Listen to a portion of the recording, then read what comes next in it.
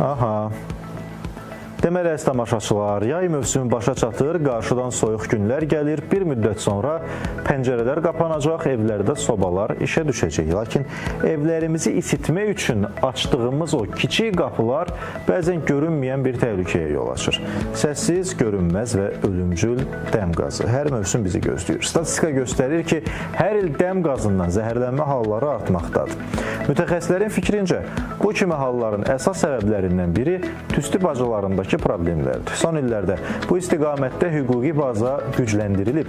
Qaz qurğularına, qaz xətlərinə, tüstü bacalarına, havalandırma və hava dəyişmə xətlərinə texniki xidmət qaydalarının pozulmasına görə sərt cərimələr nəzərdə tutulur. Belə ki, qaydaları pozan fiziki şəxslər 200-400 manat, vəzifəli şəxslər 1000-1500 manat, hüquqi şəxslər isə 2500-3000 manat məbləğində cərimələnə bilərlər. Ölkə prezidentinin qaz təchizatı haqqında qanunun tətbiqi ilə bağlı bu yaxınlarda imzaladığı fərmanda da tüstü bacalarında və havalandırma xətlərində müayinənin keçirilməsi qaydalarının hazırlanması tapşırılır. Bəs görəsən, ölkədə tüstü bacaları ilə bağlı ümumi vəziyyət necədir? Yeni qanun bu sahədə nəyisə dəyişəcəkmi? Bu barədə biz təhlükəsizlik üzrə ekspert Orxan Musayevlə bağlantı yaradırıq və onunla məsələni müzakirə edirik. Orxan mənim, xoş gördük, sabahınız xeyirli olsun. Salam, hər vaxtınız xeyir olsun. Xoş gördük sizi. Mən də salamlayıram bütün tamaşaçıları. Həqiqətən də soyuq havaların gəlişi ilə əlaqədar çox vacib və önəmli məsələ olan deməli dəm qazı zəhərlənmələri gündəmə gəlir.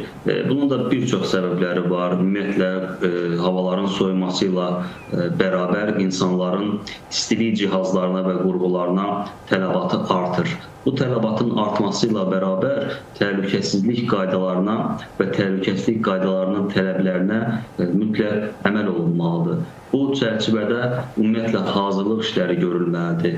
Sizin də qeyd etdiyiniz kimi tüstü bacalarının təmizlənməsi xüsusi əhəmiyyət kəsb edir. Çünki dəm qazı zəhərlənməsinin baş verməsinə əsas təkan verici səbəb tüstü bacalarının işlək vəziyyətdə olmaması və yaxud istismara yararlı olmaması, köhnə olması hesab olunur. Ona görə də mütləq tüstü bacalarına mütəmadi ildə 2 dəfədən az olmayaraq baxış həyata keçirilməlidir.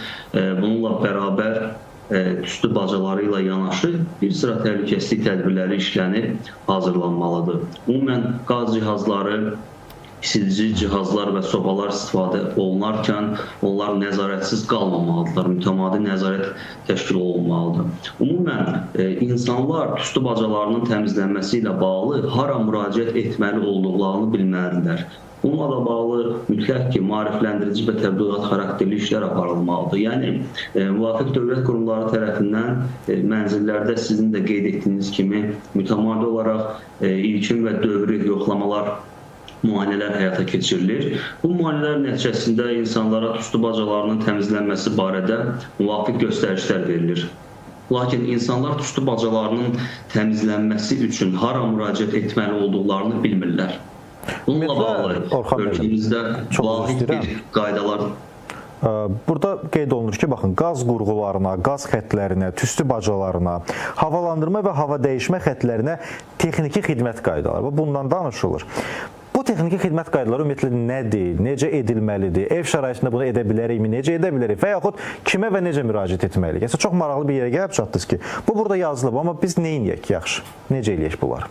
Baxın, qaydaların tələblərinə görə tüstü bacalarının təmizlənməsi xüsusi ixtisaslaşmış təşkilatlar tərəfindən icra olunmalıdır. Bu təşkilatlara da müraciət istehlakçılar tərəfindən aparılmalıdır. Yəni, mövcud qaydaların tələblərinə görə tüstü bacalarının təmizlənməsi ilə bağlı məsuliyyət istehlakçıların öz üzərindədir. Lakin, yenə qeyd edirəm, tüstü bacalarının təmizlənməsi ilə bağlı ölkəmizdə vahid bir qaydalar təşkil olunmalı və bu qaydalar əsasında insanlar tüstü bacalarının təmizlənməsi ilə bağlı hara müraciət etməli olduqlarını bilməlidirlər. Çünki vahid bir qayda olmadığına görə İnsanlar bəzən mənzil istismar sahələrinə, bəzən Azərqaza və yaxud Fövqəladə Hallar Nazirliyinə müraciət edirlər.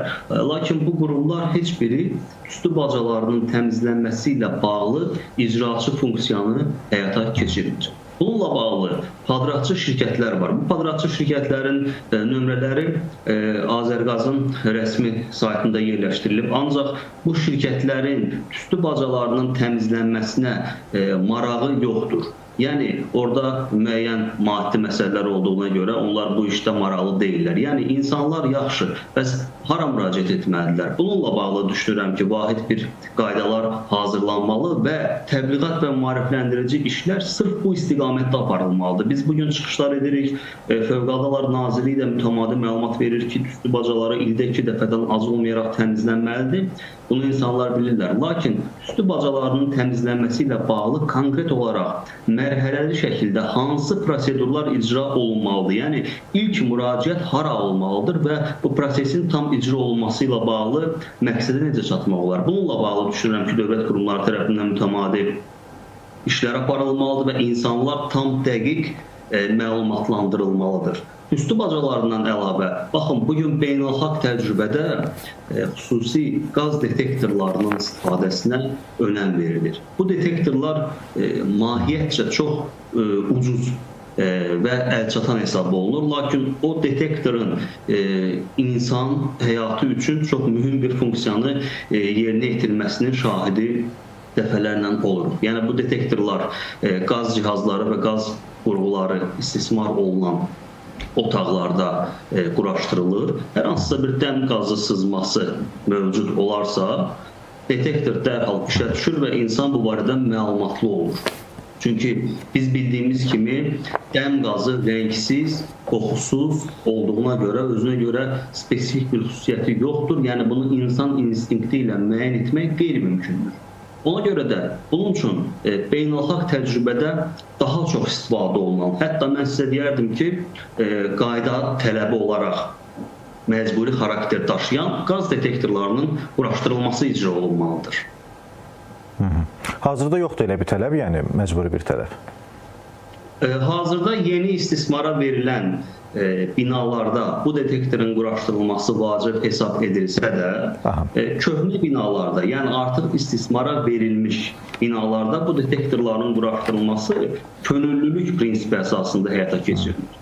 Bu da demək olar ki, əksər evlərdə, mənzillərdə demək olar ki, yoxdur. Amma məcburi xarakter daşıyarsa, insanlar bu detektorun quraşdırılması ilə bağlı müvafiq işlər görərlər. Bu detektor 2 növ olur. Həm dəm qazı detektoru, həm də təbii qaz əleyhinə detektor mövcuddur ki, burada bizim təhlükəmiz təkcə dəm qazı ilə bitmir. Bilirsiniz ki, soyuq havaların gəlişi ilə əlaqədar olaraq təbii qaz sızması nəticəsində partlayış hadisələrinin də sayında artım müşahidə olunmaqdadır. Belə ki, bu detektorlar təbii qaz sızmasını da vaxtında aşkarlayır və bununla bağlı evə, mənzilə qazın verilməsini avtomatik olaraq sayğacdan dayandırır. Yəni, bu funksiyalar hər biri təhlükəsizlik məsələlərinin tənzimlənməsi üçün istifadə olunan uğurlu bir vasitələrdir. Bunun tətbiqi üzərində işlər aparılmalıdır. İnsanlar bunun tətbiqi istiqamətində addım atmalıdırlar. Aydın Orxan müəllim, təşəkkür edirik. Sizin sayənizdə biz də bir qədər məlumatlı olduq ki, necə eləyək, necə bu təmizlik işlərini aparaq ki, biraz daha qoruna bilək. Çox sağ olun. Əziz tamaşaçılar, mən bir daha qeyd edeyim ki, qonağımız təhlükəsizlik üzrə ekspert Orxan Musayev idi. Biz isə buraxılışımıza qaldığımız yerdən davam edirik.